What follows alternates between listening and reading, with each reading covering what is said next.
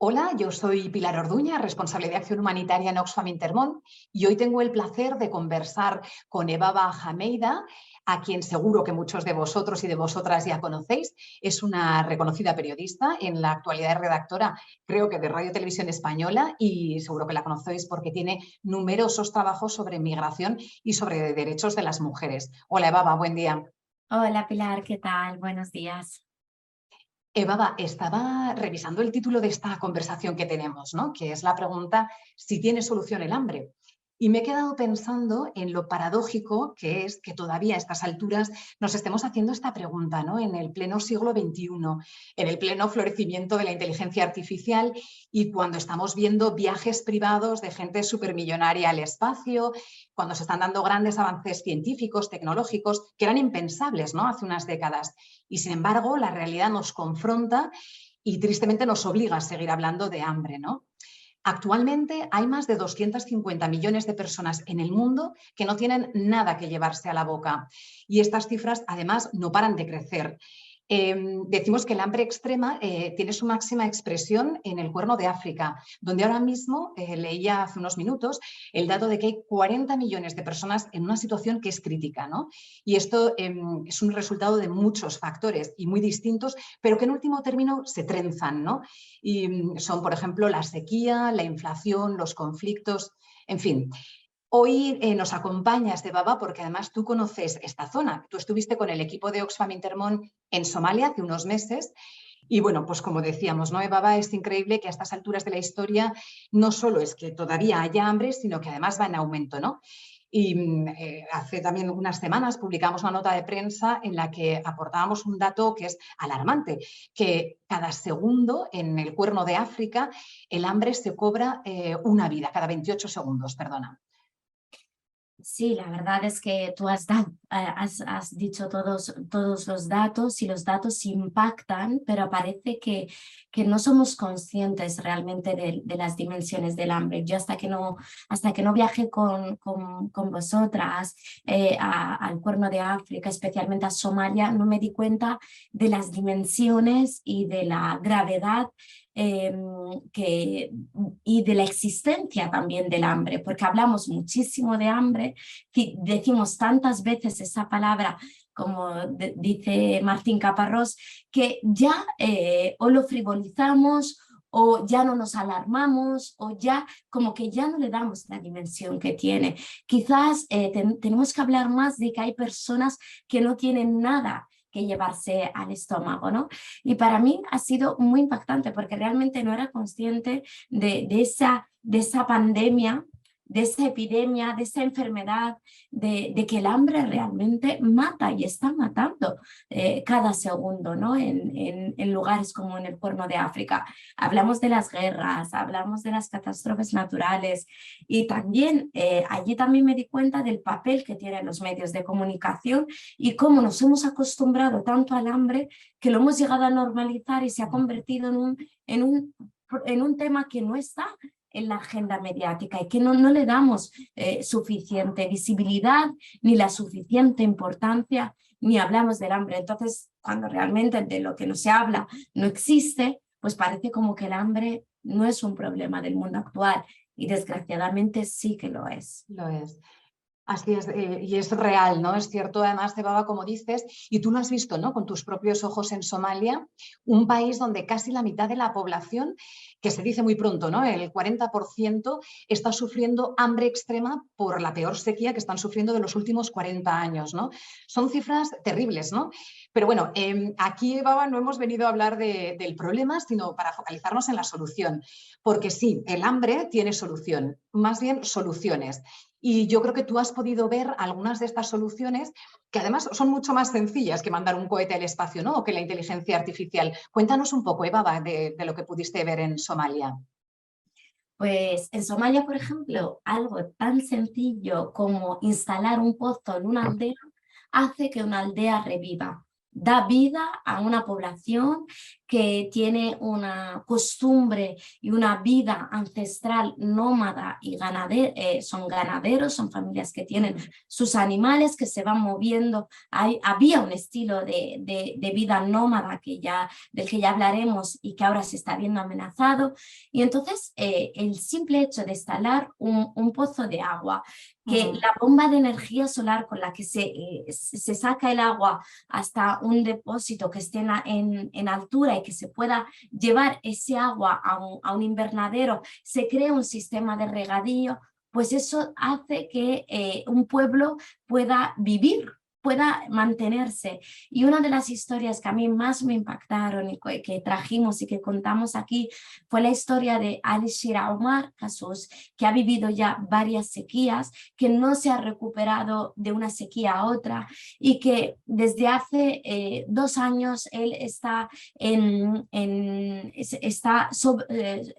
se está beneficiando de un proyecto de Oxfam Intermón en el que le habéis creado un invernadero. Entonces él ha cambiado su vida nómada tras perder todos sus animales en la sequía anterior y ahora tiene una vida sedentaria, ha tenido que renunciar a un estilo de vida, tener una rutina mucho más monótona, ¿no? Pero él ahora es agricultor, tiene un invernadero gracias a un sistema de regadío, gracias también a una formación que ha recibido, por ejemplo, el mero hecho de saber cuáles son las semillas y los cultivos que resisten mejor a la falta de agua, qué es lo que se puede cultivar en cada estación, qué es lo que puede funcionar en un territorio tan árido como el somalí. Y por lo tanto él pues ahora con esa formación, con ese sistema de riego, pues tiene un invernadero en el que no solo produce alimentación para él, sino que también está dando trabajo a muchas familias. Todas las personas que trabajan en el invernadero reciben un salario, reciben esas verduras y esas frutas, esas hortalizas, en definitiva, para vivir. Y también en tiempos de sequía, cuando el ganado se está muriendo, también está ofreciendo, puede vender a un precio muy, muy bajo verduras y frutas a los vecinos de la aldea, ¿no?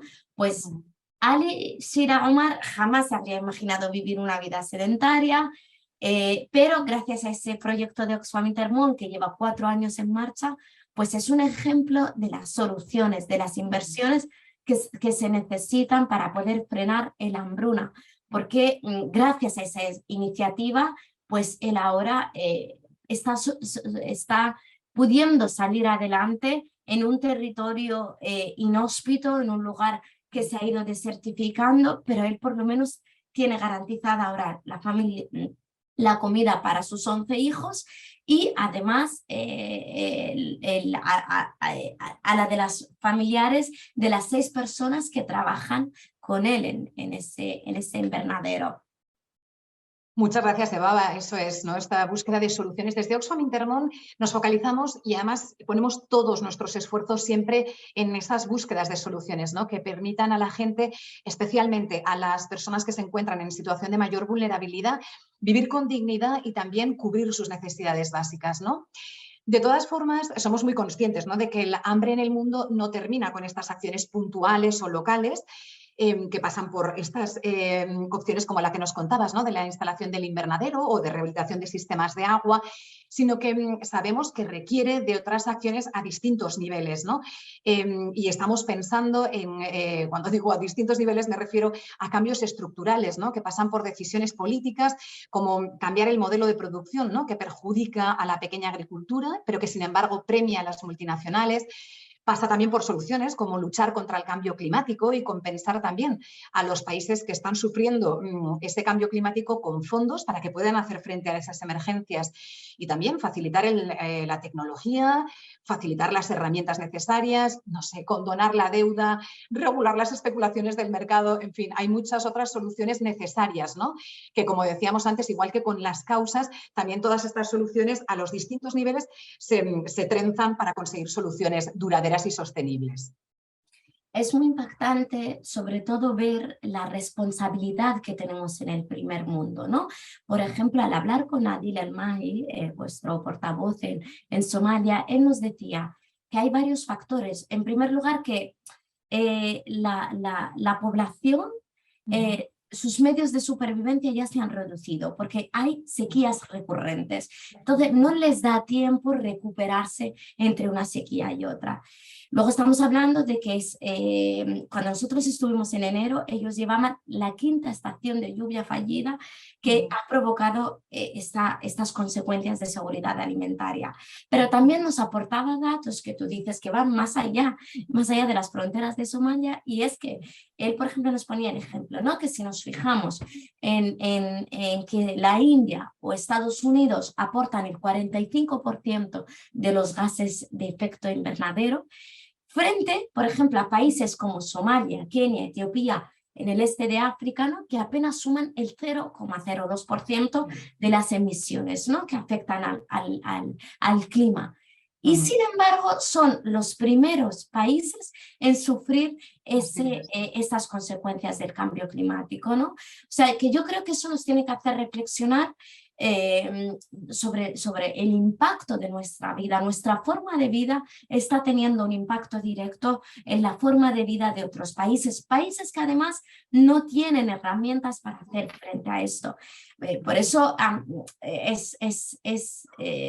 es muy importante el trabajo que estáis haciendo desde las organizaciones como Oxfam. ¿Por qué? Porque estáis dando pequeñas soluciones en el sistema, además en todos los niveles, porque estamos hablando de sistemas que sufren deficiencias en su forma, en el sistema de salud, en el sistema educativo, porque no solo es que hay malnutrición, sino que tampoco hay una solución en su sistema de salud a esa malnutrición.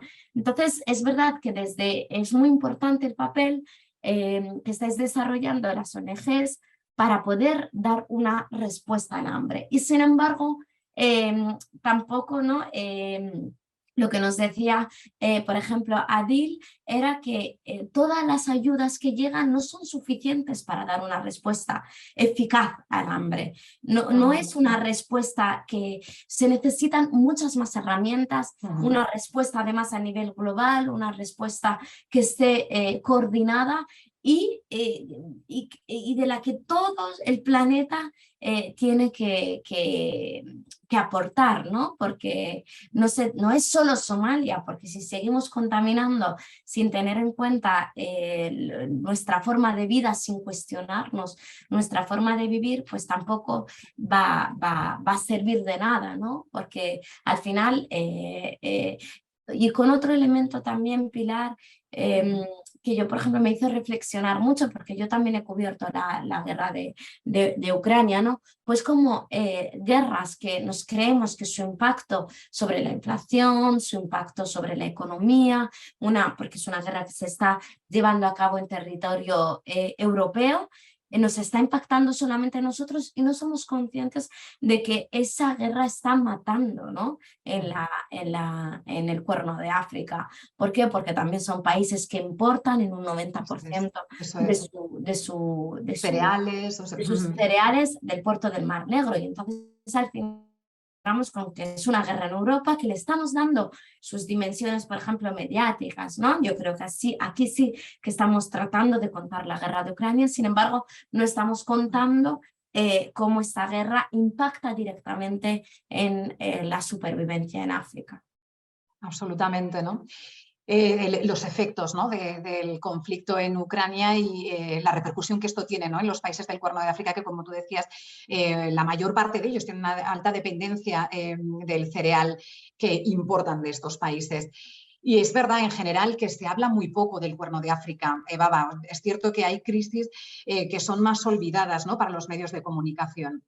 Yo quería, un poco para ir cerrando, Eva, va a contar también la importancia que damos, que tú también pudiste ser testigo de ello, a trabajar junto con las comunidades, a que todos estos proyectos sean diseñados y liderados también por los equipos, en este caso los somalíes o de otros países del sur, ¿no? Y para esto lo que hacemos es diseñar los programas, implementarlos, evaluarlos junto con las personas locales, con las personas que viven en la zona, porque nadie mejor que ellas y que ellos conocen la idiosincrasia, el contexto, la cultura. Y en esto Oxfam Intermón tenemos, como digo, un trabajo muy, muy cercano con las organizaciones socias, tanto nacionales como locales, ¿no? Para que no seamos las personas y los países del norte, perdón, las que tengamos que decirle a nadie lo que tienen que hacer, ¿no? Hay un trabajo que nosotros en el ámbito humanitario llamamos de localización de la acción humanitaria. Sí, de hecho es muy interesante ver la forma de trabajar que yo tampoco conocía tan en profundidad y que además nos ayuda mucho, por ejemplo, a mí me ha ayudado mucho también a romper con los estereotipos y a contar también las historias locales de otra forma. ¿Por qué? Porque, por ejemplo, tenéis un activo humano que viene de la raíz del problema, que es capaz de comprender los códigos culturales locales, que es capaz de ver cuál es la solución y de qué forma se puede también implementar una determinada acción humanitaria y cómo también puede ser recibida por parte de la población local. Creo que son unos intermediarios fundamentales y Pilar, yo vine muy admirando mucho a dos personas, a Hodan, a Ahmed, que son además personas que empoderadas, son dos jóvenes, una mujer y un hombre con educación, con formación, preparados, que sueñan con una Somalia distinta, que construyen Somalia, sobre todo porque creo que es fundamental también cuando hablamos del Cuerno de África, de toda esta gente joven que quiere construir, ¿no? Y por ejemplo, el caso de Hodan, ella coordina el proyecto de agua que financia Oxfam Intermón en Sincaro, que es una zona del norte, ¿no? De Somalia, y ella pues se ha convertido, sus visitas se han convertido en esa lluvia que no llega. Que no llega a la población local, ¿no? Entonces, pese a ser mujer joven, era muy impactante verla como ella llega a una zona donde se está construyendo un pozo, está rodeada de hombres y ella es la que está dando las órdenes a los obreros, ¿no? A la gente que está trabajando en las instalaciones. Ella es la que da esas órdenes que además son técnicas, en plan, eso necesita una profundidad, tantos metros de anchura, ¿no? Y al final se convierte en esa esperanza de la población local, ¿no? Y también yo creo que eso sirve para hacer ver cómo la educación es fundamental, el empoderamiento de las mujeres es fundamental y contar con un capital humano local como Hodan o como Ahmed, que nos acompañó en todo el viaje, que nos iba explicando cada matiz, cada excepción, ¿no? Cultural, local, que te ayudan a comprenderlo, yo creo que hace que la acción humanitaria es mucho más efectiva. Y en poblaciones que viven en aldeas tan lejanas, que sean esos intermediarios para poder explicar a Alice y a Omar que igual hay que abandonar la vida nómada y que igual pues convirtiéndose en sedentario y con tener su invernadero con sus hortalizas, pues que puede sobrevivir, ¿no? a los efectos de la sequía. Entonces creo que es fundamental, la verdad, porque nos ayuda mucho a combatir esos estereotipos del continente, sobre el continente. Absolutamente. Y a fortalecer, ¿no? Ese liderazgo de las mujeres que, como señalaste, Baba, es tan importante, ¿no? Y en el caso concreto que nos decías de esta compañera que además es ingeniera y que, pues eso, ¿no? Que puede dar esas instrucciones técnicas a todo el equipo de hombres, ¿no? En ese caso. Pilar, y porque también es fundamental, porque las mujeres son las primeras víctimas de la sequía, son las primeras que sufren las consecuencias del cambio climático. Ellas son las que se quedan al frente del hogar, ellas son las que tienen que dar una respuesta al sonido del hambre, ¿no? de sus hijos. Ellas son las que tienen que explicar por qué no hay comida y por qué tienen que poner en una olla agua a hervir y ingeniársela con algún sabor, ponerle algo para convertirla en sopa, ¿no? Entonces, mujeres como Jodan saben cuáles son las necesidades de las mujeres. De hecho, ella decía que ese pozo que visitamos y que se está construyendo en San Caro va a tener un efecto sobre todo en la vida de las mujeres, que son las que se quedan al frente Totalmente. Totalmente, Baba. Esto me hace pensar que muchas veces la población y especialmente las mujeres y las niñas toman estrategias para resolver, ¿no?, esta falta de alimentos y algunas de ellas muy peligrosas, ¿no? O sea, muchas veces son las últimas en comer, ellas son las que se desplazan durante kilómetros solas para llegar a los pozos más lejanos y abastecer el agua. Muchas veces el abandono escolar empieza por ellas y no por los niños. Muchas veces existe el matrimonio forzado, en fin, y un sinfín de otras estrategias, como señalamos, ¿no?, que son tan peligrosas para las mujeres y que, como tú dices, son las primeras dolientes, ¿no?, de los efectos del hambre. Baba, yo quiero agradecerte infinito tu compromiso, reiterar por aquí la admiración contigo y bueno, que súper contentas de que nos hayas acompañado, de que hayas podido también dar voz a estas experiencias y a esta gente que trabaja en el terreno con Oxfam Intermón y que busca y trabaja, como tú dices, para construir soluciones, en este caso para construir una Somalia distinta. Y no puedo más que reiterarte las gracias por dedicarnos el tiempo. Sé que tienes una agenda súper complicada, así que muchísimas gracias, Eva.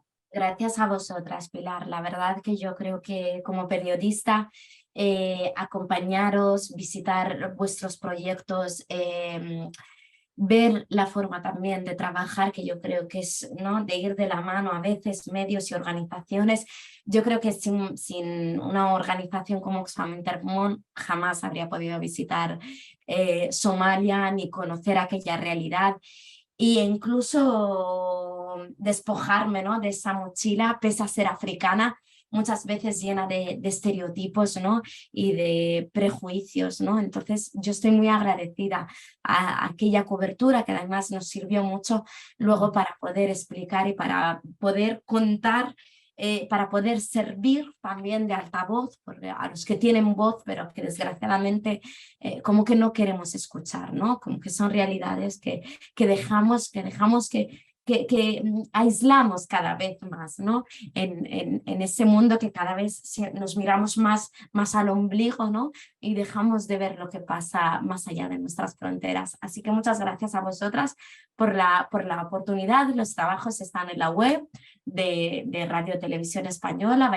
Podéis, si queréis verlos, si queréis leer, los hicimos con todo tipo de formato, audio, vídeo, textos. Así que muchas gracias a vosotras, Pilar. Un abrazo muy fuerte. Gracias, Eva. Muchísimas gracias. Un abrazo. Adiós.